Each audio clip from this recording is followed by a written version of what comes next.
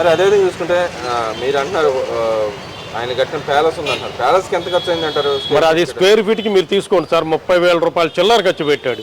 మరి ఒక ప్యాలెస్కి, అది నువ్వు ఉండే ప్యాలెస్ కాబట్టి అంత ఖర్చు పెట్టావు. రాష్ట్రంలో జరిగేట్లకి ఎంత ఖర్చు అయిద్దండి? ఎక్కడైనా చేసావు నువ్వు? కాంట్రాక్ట్ ఎవరికి ఇచ్చాడు? బయట వాళ్ళకి ఇచ్చారు, వాళ్ళ సొంత మనుషులే చేస్తారు సార్, ఏది బయటికి ఎవరు సార్. ఇప్పుడు గోను సంచులు ఇచ్చారు, భారతీయ సిమెంట్, భారతీయ మ్యానుఫ్యాక్చర్స్కే ఇచ్చారు.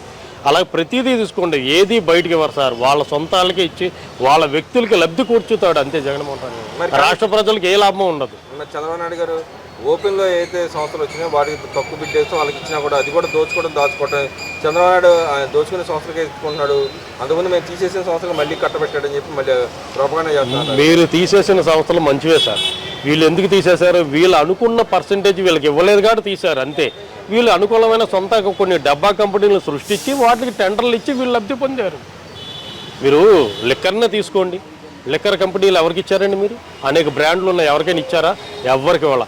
మీ సొంత కంపెనీల నుంచి చీప్ లిక్కర్ తయారు చేసి జనాల ప్రాణాలని కొన్ని లక్షల మందిని తీసి నాశనం చేశారు.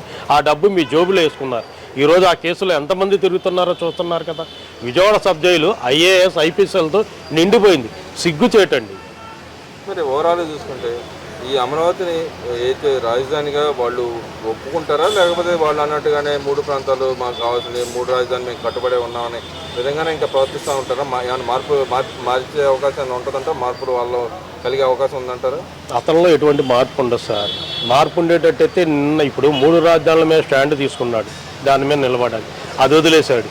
మళ్ళీ నిన్న మావిగన్ అన్నాడు, అది కూడా వదిలేస్తాడు. ఇంకోటి అంటాడు.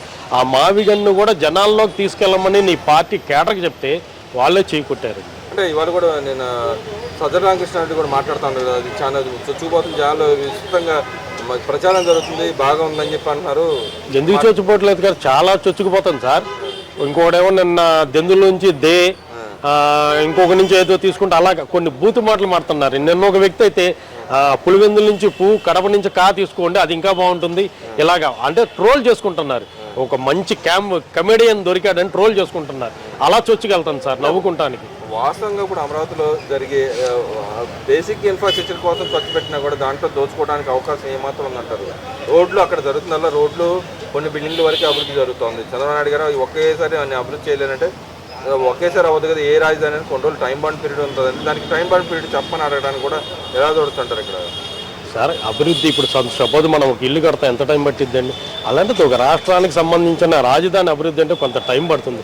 అక్కడ ఎటువంటి అవినీతి జరగలేదు సార్, అంత పారదర్శకంగా జరుగుతుంది. వీళ్ళు ఏంటంటే ఏదో ఒకటి జనాలను తప్పుదోవ పట్టించడానికి విమర్శించడం తప్ప నువ్వు ఆధారాలతో సహా ఒక్క విమర్శకి ఆధారాలతో సహా నిరూపించావా ఈ రోజుకి ఎక్కడైనా? అసలు వాళ్ళకి ఎక్కడ ఉంది? అది వస్తే అసెంబ్లీకే వచ్చి చర్చిస్తారుగా. నీకు జనాలు ఇచ్చారు 11 సీట్లు, రావచ్చుగా అసెంబ్లీకి. అంటే వాళ్ళు అడుగుతా ఉన్నారు, జగన్మోహన్ రెడ్డి కూడా అడుగుతా ఉన్నారు, నేను అడిగినా మీరు సమాధానం చెప్పట్లేదు కాబట్టి నేను రానంటాడు. ఎక్కడి నుంచి అడగాలి? అసలు అతను అంటే సొంతంగా ఒక ప్రెస్ మీట్ పెట్టుకొని నువ్వు ఆ ప్రెస్ మీట్ కూడా పెట్టవు, నీ సొంతంగా రికార్డింగ్ చేసి వదులుతాడు. చూసుకోండి మీరు కావాలంటే జగన్మోహన్ రెడ్డి ఎప్పుడు జగన్మోహన్ రెడ్డి గారు ప్రెస్ మీట్ పెట్టరండి, అతను ఒక రికార్డింగ్ చేసి అది వదులుతాడండి. నువ్వు రాష్ట్ర అసెంబ్లీకి వస్తే 5 కోట్ల మంది జనాలు చూస్తారుగా నువ్వు ఏం మాట్లాడుతున్నావు, దేని మీద ప్రశ్నిస్తున్నావు, వాళ్ళు నీవు అడిగిన దానికి దేనికి సమాధానం చెప్పట్లేదు తెలిసిద్ది కదా. అంటే ఎక్కడైనా ఓపెన్ డిబేట్ కానీ వస్తాడంటారా? రాడండి.